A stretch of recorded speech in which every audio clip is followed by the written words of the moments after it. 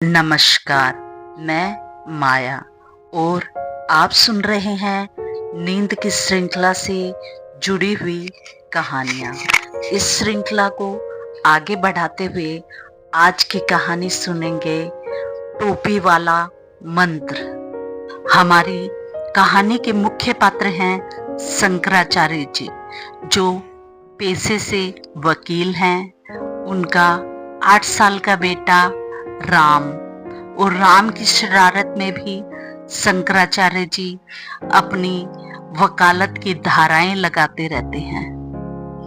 और शंकराचार्य जी की पत्नी।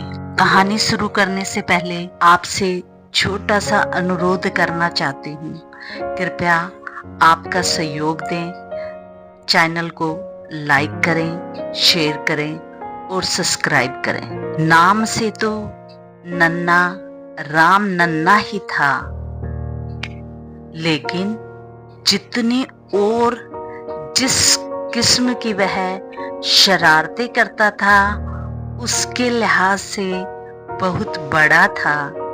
चेहरे से बेहद भोला भाला मासूम लगता था, लेकिन कोई लक्ष्मण रेखा ऐसी नहीं थी जो उसने लांगी न थी। हाँ, बगल में छड़ी जरूर रखा करता था, जिसका उपयोग वह बगदादी की तरह कभी कभी तलवारबाजी की नकल में किया करता था। जब राम की माँ यानी मिसेस शंकराचार्य उसको कान पकड़ के उसके पिताजी के सामने लाई, तो वह बिल्कुल चुप और मायूस सी शक्ल बनाए आंखों को खुजा रहा था। उसका एक कान जो उसकी माँ ने हाथ में पकड़ा था, तो दूसरे कान पर राम हाथ रख के उसको सहला रहा था। वह मुस्कुरा रहा था, पर उस मुस्कुराहट में बला का भोलापन था। उसकी माँ का चेहरा गुस्से से तमतमाया हुआ था, पर राम के चेहरे से पता चल रहा था कि वह अपनी माँ के साथ खेल रहा है और अपने कान को माँ के हाथ में देकर एक खास किस्म का आनंद उठा रहा है। उसे बिल्कुल फर्क नहीं पड़ रहा था कि माँ ने गुस्से में उसका कान पकड़ रखा है। जब राम को उनके पिताजी के सामने लाया गया, तो वे आराम कुर्सी पर आराम फरमा रहे थे। उसी समय उन्होंने भी राम का दूसरा कान पकड़ लिया। हालांकि सच पूछो तो राम के कान खींच खींच कर काफी हद तक लंबे हो चुके थे, लेकिन उसकी शरारतों में कोई फर्क नहीं आया था। उनके पिता अदालत ने कानून के बल पर बहुत कुछ कर लेते थे, पर यहाँ उस छोटे से बच्चे के सामने वे बिल्कुल लाचार नजर आते थे।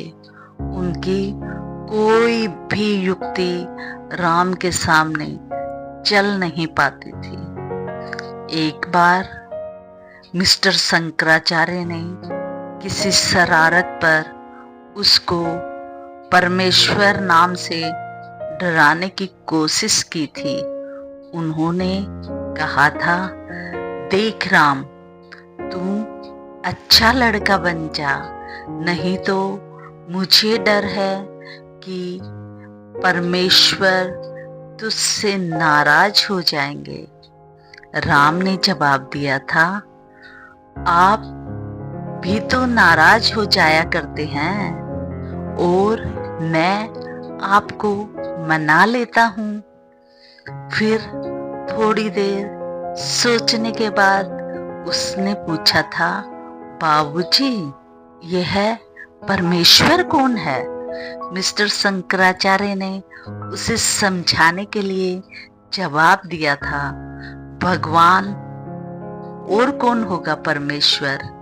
हम सबसे बड़े हैं, भगवान ही परमेश्वर है।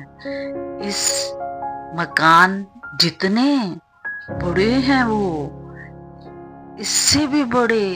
देख, अब तू कोई शरारत नहीं करना, वरना वे तुझे मार डालेंगे, क्योंकि वो मकान नहीं, मकान से भी बहुत बड़े हैं।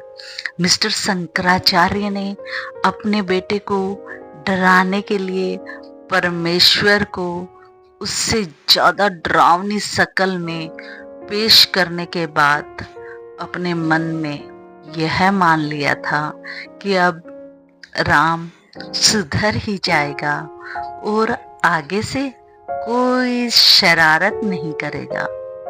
राम ने जो उस वक्त चुप बैठा अपने दिमाग के तराजू में परमेश्वर को तोल रहा था, कुछ देर गौर करने के बाद बड़े भोलेपन से कहा, बाबूजी, आप मुझे परमेश्वर दिखा सकते हो? राम की जिज्ञासा सुनते ही मिस्टर शंकराचार्य के सारे कानूनी दाव पेच और वकालत धरी की धरी रह गई थी।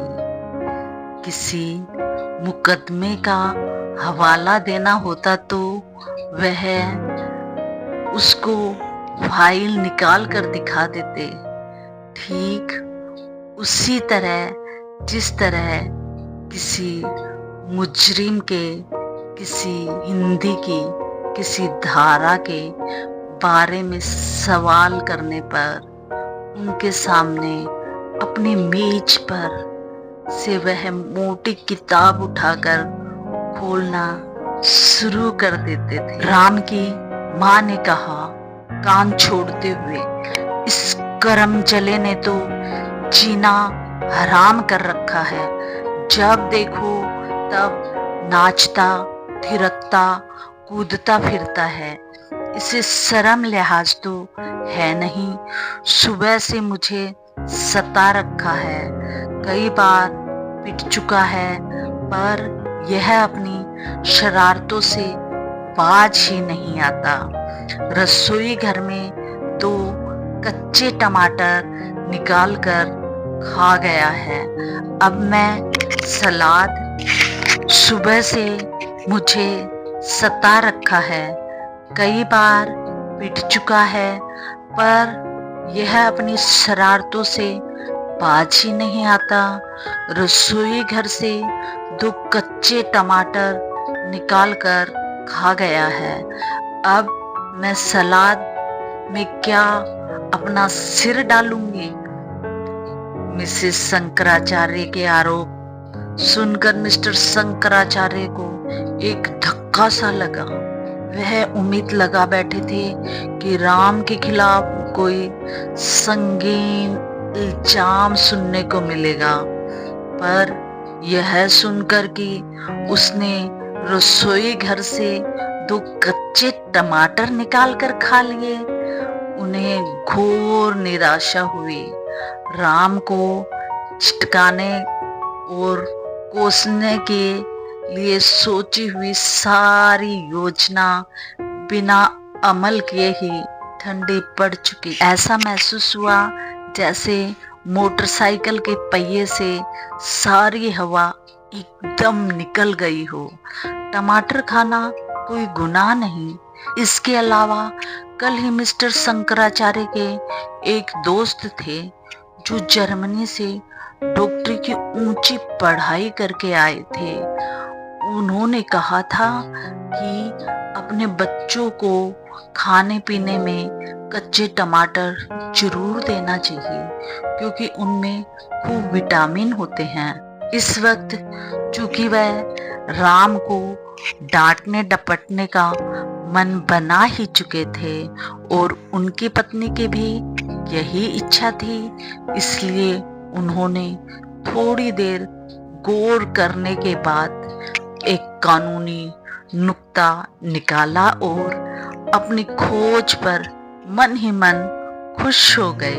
अपने बेटे से कहा, मेरे पास आओ और जो मैं कुछ तुमसे पूछूं सच सच बताना। राम खामोशी से अपने पिताजी के पास जाकर खड़ा हो गया।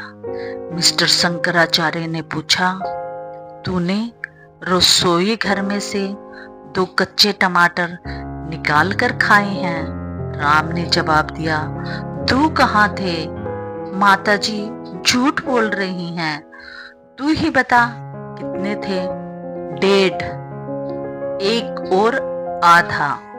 राम ने 1.5 का मतलब समझाने के लिए बोलने के साथ साथ उंगलियों से भी 1 और आधे का निशान बनाते हुए बताया। दूसरे आधे से माताजी ने दोपहर को चटनी बनाई थी। चलो मानते हैं 1.5 ही था, पर तूने उन्हें वहां से उठाया क्यों? राम ने जवाब दिया, खाने के लिए उठाया। ठीक है, पर तूने चोरी की। मिस्टर शंकराचार्य ने कानूनी नुक्ता पेश किया। चोरी? बापूजी, मैंने चोरी नहीं की, टमाटर खाए हैं। यह चोरी कैसे हुई? अपनी ओर से हैरानी प्रकट करने के साथ ही राम फर्श पर बैठ गया और गौर से अपने पिताजी की तरफ देखने लगा। यह चोरी थी। दूसरे की चीज को उसकी इजाजत के बिना उठा लेना ही चोरी होता है, मिस्टर शंकराचार्य ने जोर देते हुए कहा। और यह मान लिया कि वह उसका मतलब अच्छी तरह समझ गया होगा। राम ने झट से कहा, पर टमाटर तो हमारे अपने ही थे, मेरी माताजी के ही थे। मिस्टर शंकराचार्य छटपटा गए, पर फौरन ही उन्होंने इसका मतलब साफ करने की कोशिश की। तेरी माताजी के थे, ठीक है, पर वे तेरे तो नहीं थे। जो चीज उनकी है वह तेरी कैसे हो सकती है? देख, सामने मेज पर जो तेरा खिलौना पड़ा है, उठा ला, मैं तुझे अच्छी तरह से समझा देता हूँ। राम उठा और दौड़कर लकड़ी का घोड़ा उठा लाया। खिलौना अपने पिताजी के हाथ में देते हुए बोला, यह लीजिए। मिस्टर शंकराचार्य बोले, हाँ तो देखो, यह घोड़ा तेरा है ना? उसने कहा, जी हाँ, मेरा ही है। अब अगर मैं इसे तेरी इजाजत के बिना उठाकर अपने पास रख लूं तो यह चोरी होगी। मिस्टर शंकराचार्य ने बात और साफ करने के लिए कहा, और मैं चोर कहलाऊंगा? राम ने बहुत मासूमियत से कहा, नहीं पिताजी, आप इसे अपने पास रख सकते हैं। मैं आपको चोर नहीं समझूंगा। मेरे पास खेलने के लिए हाथी तो है। क्या आपने अभी तक उसे देखा नहीं है? कल ही मुंशी दादा लेकर आए थे। ठहरिए, कहता हुआ राम दूसरे कमरे में चला गया और मिस्टर शंकराचार्य आंखें झपकते रह गए। दूसरे दिन मिस्टर शंकराचार्य को एक खास काम से पूना जाना था। उनकी बड़ी बहन भी वहीं रहती थी। एक अरसे से वह नन्हे राम को देखने के लिए बेकरार थी, इसलिए एक पंथ दो काज के अनुसार मिस्टर शंकराचार्य अपने बेटे को साथ ले गए, पर इस शर्त पर कि वह रास्ते में कोई शरारत नहीं करेगा। नन्हा राम इस शर्त को थोड़ी ही देर तक निभा सका। उधर जैसे ही गाड़ी चली, 1-2 स्टेशन निकले, इधर राम के नन्हे से सीने में शरारतें मचलनी शुरू हो गई। Mister Shankaracharya second class compartment की चौड़ी सीट पर बैठे अपने साथ वाले मुसाफिर का अखबार देख रहे थे और सीट के आखिरी हिस्से पर राम खिड़की से बाहर झांक रहा था। साथ ही हवा का दबाव देखकर वह सोच रहा था कि हवा उसे उड़ा ले गई तो कितना मजा आएगा। मिस्टर शंकराचार्य ने अपनी ऐनक के कोनों से राम की तरफ देखा और उसका हाथ पकड़कर पीछे खींच लिया। तू चैन से नहीं बैठ सकता, आराम से बैठ जा। तभी उसकी नजर राम की टोपी पर पड़ी जो उसके सिर पर चमक रही थी। उसे उतार कर रख ली और कहा, नालायक, हवा में उड़ा देगा तू इस टोपी को। कहने के साथ ही उन्होंने खुद ही राम के सिर पर से टोपी उतार कर उसकी गोद में रख ली। थोड़ी देर बाद टोपी फिर राम के सिर पर थी और वह खिड़की के बाहर सिर निकाले दौड़ते हुए पेड़ों को गौर से देख रहा था। दरख्तों की भाग दौड़ राम के दिमाग में आंख मिचोली के दिलचस्प खेल का नक्शा खींची जा रही थी।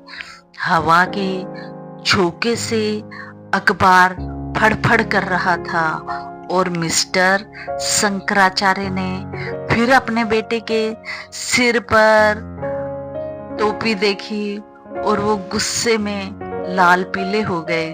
फिर उन्होंने उसका हाथ खींचा और उसकी टोपी उतारकर फिर अपने टांगों के बीच में रख ली और कहने लगे, 1 इंच भी खिसका तो तेरी खैर नहीं। इस काम से निपटकर उन्होंने अखबार उठाया और देखा कि उन्होंने कहाँ से पढ़ना छोड़ा था। तभी राम ने खिड़की के पास सरक कर बाहर झांकना शुरू कर दिया। टोपी फिर राम के सर पर थी। यह देखकर मिस्टर शंकराचार्य को बहुत तेज गुस्सा आ गया।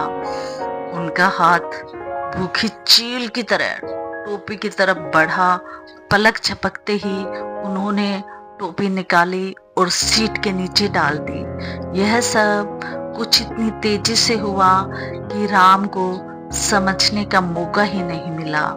उड़कर जैसे ही उसने अपने पिताजी की तरफ देखा पर उनके हाथ खाली नजर आ रहे थे। इसी परेशानी में उसने खिड़की से बाहर झांक कर देखा तो उसे रेल की पटरी पर बहुत पीछे खाकी कागज का एक टुकड़ा उड़ता नजर आया। उसने सोचा कि यह मेरी टोपी है।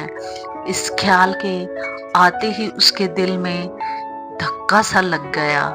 अब अपने पिताजी की ओर दया दृष्टि से देखते हुए कहने लगा, पिताजी, मेरी टोपी। मिस्टर शंकराचार्य चुप रहे। पिताजी, हाय मेरी टोपी, राम ने आवाज बुलंद की। मिस्टर शंकराचार्य फिर भी कुछ नहीं बोले। राम ने रुआंसे शब्द में कहा, पिताजी, मेरी टोपी, और अपने पिताजी का हाथ पकड़ लिया। मिस्टर शंकराचार्य ने उसका हाथ झटक कर कहा, गिरा दी होगी तूने, अब क्यों रोता है? राम की आंखों में मोटे मोटे आंसू बहने लगे। पर धक्का तो आप ही ने दिया था ना, कहते हुए राम फिर से रोने लगा। मिस्टर शंकराचार्य ने जरा डांट लगाई तो राम ने और ज्यादा रोना शुरू कर दिया। उन्होंने उसे चुप कराने की कोशिश की पर सफलता नहीं मिली। राम का रोना सिर्फ टोपी ही बंद कर सकती थी। सो मिस्टर शंकराचार्य ने थक हार कर उससे कहा, टोपी वापिस आ सकती है पर शर्त यह है कि तू उसे पहनेगा नहीं। राम की आंखों में आंसू फौरन रुक गए, जैसे तपी हुई रेत में बारिश की बूंदें आती हैं। वह सरक कर आगे बढ़ गया। उसे वापस ला दीजिए पिताजी, मिस्टर शंकराचार्य ने कहा। ऐसे थोड़ी वापस आएगी, मंत्र पढ़ने पड़ेंगे। कंपार्टमेंट के सब मुसाफिर बाप बेटे की बातें सुन रहे थे। राम, मंत्र? ये कहते हुए राम को एकदम वह किस्सा याद आ गया जिसमें एक लड़के ने मंत्र के जरिए दूसरों की चीजें गायब कर दी थी। पढ़िए पिताजी, पढ़िए, ये कहकर वह खूब गौर से अपने पिताजी की तरफ देखने लगा, मानो मंत्र पढ़ते समय मिस्टर शंकराचार्य के गंजे सिर पर सींग उगाएंगे। मिस्टर शंकराचार्य ने बचपन में संपूर्ण इंद्रजाल पढ़े हुए कंठस्थ किए गए मंत्र के बोलने के लिए याद किए और कहा, तो फिर शरारत नहीं करेगा ना? नहीं पिताजी, नहीं।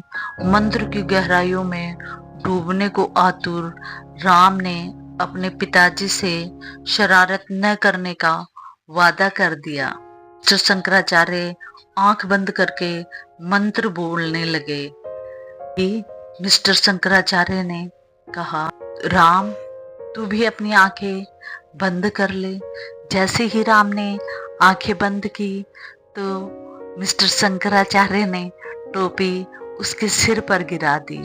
उसकी नुकीली नाक से होते हुए टोपी उसके गोदी में आकर गिर गई और कहने लगा, टोपी आ गई, टोपी आ गई।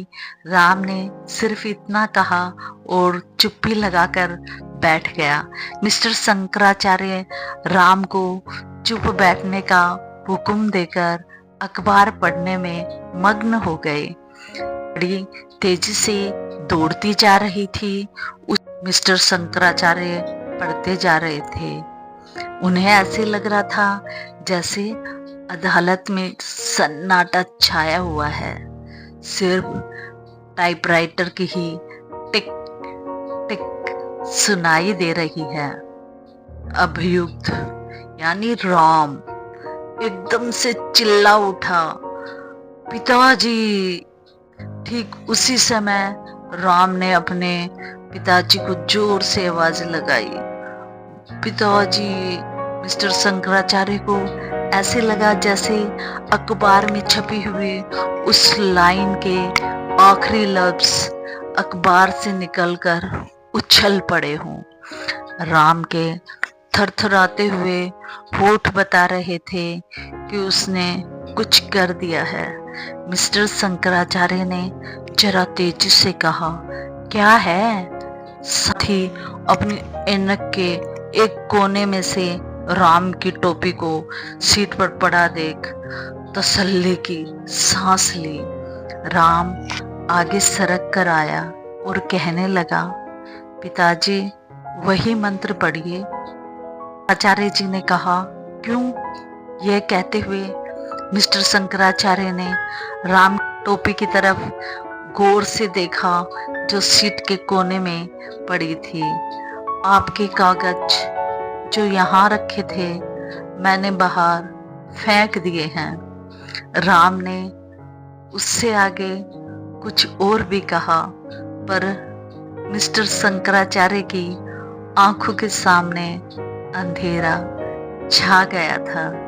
बिजली किसी तेजी के साथ उठकर उन्होंने खिड़की के बाहर झांका और देखा, पर रेल की पटरी के साथ तितलियों की तरह फड़फड़ाते हुए कागज उड़े जा रहे थे और कुछ नजर नहीं आया। तूने वे कागज फेंक दिए जो यहाँ पड़े थे? उन्होंने अपने दाहिने हाथ से सीट की तरफ इशारा करते हुए कहा। राम ने हाँ में सिर हिलाते हुए कहा, आप वही मंत्र पढ़िए ना। मिस्टर शंकराचार्य को ऐसा कोई मंत्र याद नहीं था जो सचमुच खोई चीजों को वापस ला सके। वे बहुत परेशान हो गए। वे कागज जो उसके बेटे ने फेंक दिए थे वो एक मुकदमे से जुड़े थे। 40-50 हजार रुपए की वसीयतनामा था उसमें। मिस्टर शंकराचार्य की अम्मे एलएलबी की बाजी उसकी अपनी ही चाल से मात खा गई थी।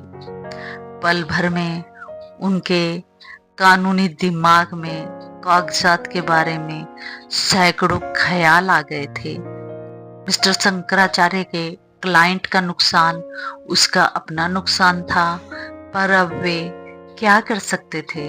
सिर्फ यह कि वे अगले स्टेशन पर उतरकर रेल की पटरी के साथ साथ चलना शुरू कर दें और 10-15 किलोमीटर तक उन कागजों की तलाश के मारे फिरते रहें। मिले तो मिले, ना मिले तो ना भी मिले।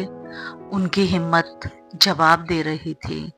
एक पल में सैकड़ों बातें सोचने के बाद आखिर में उन्होंने अपने मन में यह फैसला कर लिया था, अगर तलाश करने पर कागज न मिले तो मैं तो क्लाइंट के सामने यह मानने से ही इनकार कर दूंगा कि उसने कभी उसको कागज दिए ही नहीं। नैतिक और कानूनी तौर पर यह सरासर नाजायज था, लेकिन इसके अलावा और हो ही क्या सकता है? इस तसल्ली बख्श ख्याल के बावजूद मिस्टर शंकराचार्य का मन कसेला हो रहा था। सहसा उन्होंने सोचा, कागजों की तरह इस राम को भी उठाकर गाड़ी से बाहर फेंक दूं। पर इस इच्छा को सीने में दबाकर उन्होंने उसकी तरफ देखा। राम के होठों पर एक अजीबो गरीब मुस्कुराहट फैल गई थी। उसने होली से कहा, पिताजी मंत्र पढ़िए ना, पिताजी मंत्र पढ़िए ना। आराम से बैठा रहे वरना याद रख गला दबा दूंगा, मिस्टर शंकराचार्य भनभना कर बोले। इन बाप बेटे की बातें गौर से सुन रहे मुसाफिरों के होठों पर एक अर्थपूर्ण मुस्कुराहट फैल गई। राम आगे सरक कर आया।